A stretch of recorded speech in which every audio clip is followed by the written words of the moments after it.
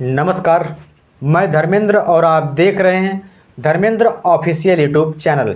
क्या सुहेलदेव भारतीय समाज पार्टी के राष्ट्रीय अध्यक्ष ओम प्रकाश राजभर पश्चिम बंगाल में भी अपनी पार्टी का विस्तार करने में जुट गए हैं, या ओम प्रकाश राजभर राज्य के कोने कोने में जाकर अपनी पार्टी का विस्तार कर रहे हैं?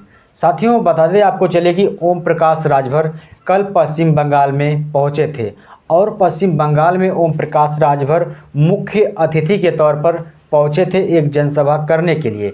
साथियों, आपको बताते चले कि ओम प्रकाश राजभर सूर्य विश्व महावीर चिल्ला महाराज जी राय के 115वीं जयंती पर यह कार्यक्रम रखा गया था और मौजूदगी समय में उस कार्यक्रम में राज्यसभा सांसद श्री अनंत राय जी मौजूद थे और बिहार के प्रदेश अध्यक्ष सुभाषपा के उदय नारायण राजभर जी वह भी मौजूद थे उस जनसभा में।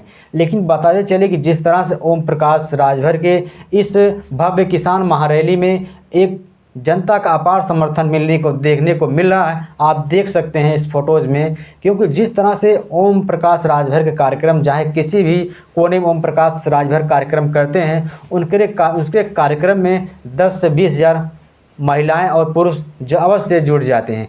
क्या इतना बड़ा ओम प्रकाश राजभर का जनता द्वारा समर्थन मिल रहा है? हो सकता है कि ओम प्रकाश राजभर भी अब पश्चिम बंगाल में चुनाव लड़ने की तैयारी बना रहे हैं।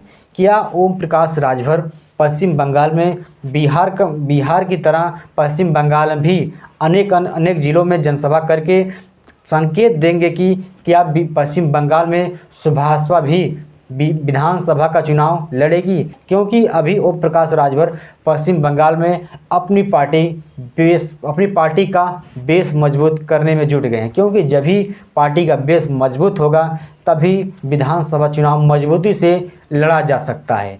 क्योंकि ओम प्रकाश राजभर भी चाहते हैं कि अब उनकी पार्टी, जैसे भारतीय जनता पार्टी और Aam Aadmi party, Congress party, Samajwadi party, Bahujan Samaj party, ऐसे तमाम पार्टियां हैं जो राज्य के कोने कोने में जाकर विधानसभा चुनाव लड़ती हैं।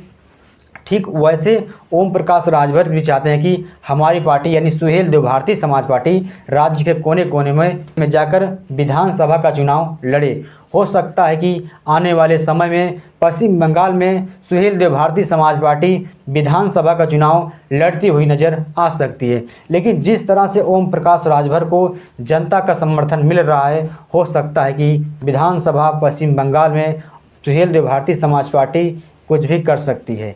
क्योंकि ओम प्रकाश राजभर को जिस तरह से भारतीय जनता पार्टी का समर्थन मिल रहा है और खुद उत्तर प्रदेश के मुख्यमंत्री योगी आदित्यनाथ का समर्थन मिल रहा है, क्योंकि राज्य के कोने कोने में भारतीय जनता पार्टी ओम प्रकाश राजभर को राज्य के कोने कोने में भेज भी रही है और अपने पार्टी के तौर पर पंचायती राज का प्रचार प्रसार भी कर रही है। क्योंकि भारतीय जनता पार्टी जानती है कि पूर्वांचल और बिहार में ओम प्रकाश राजभर का क्या दबदबा है। शायद इसी वजह से ओम प्रकाश राजभर भारतीय जनता पार्टी जो दूर हुए थे गठबंधन से, शायद इसी की वजह से ओम प्रकाश राजभर को लोकसभा चुनाव में भारतीय जनता पार्टी लाई है। आपने देखा होगा कि जब 2022 के विधानसभा चुनाव में समाजवादी पार्टी के साथ ओम प्रकाश राजभर लड़े थे तो भारतीय जनता पार्टी 2017 के विधानसभा चुनाव में 325 विधानसभा सीट जीती थी। लेकिन आपने देखा होगा कि 2022 के विधानसभा चुनाव में भारतीय जनता पार्टी 255 सीटों पर आ गई थी।